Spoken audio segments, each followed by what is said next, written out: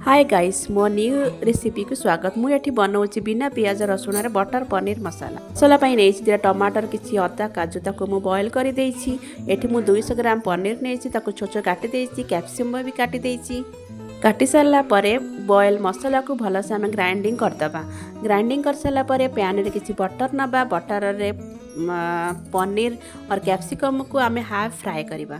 Fry सारा पर पुणी बटर नबा, बटर किसी गरम मसला पकेबा, मसला को दबा तादेह धनिया पाउडर, जीरा पाउडर, लंका गुंड, हलदी, गरम मसला, मेथी पत्र पकईकि कषिबा। कषि सारा पर पनीर कैप्सिकम पकईकि आम अल्प पानी देबा। एथिरे अल्प अल्प ग्रेवी रहबो।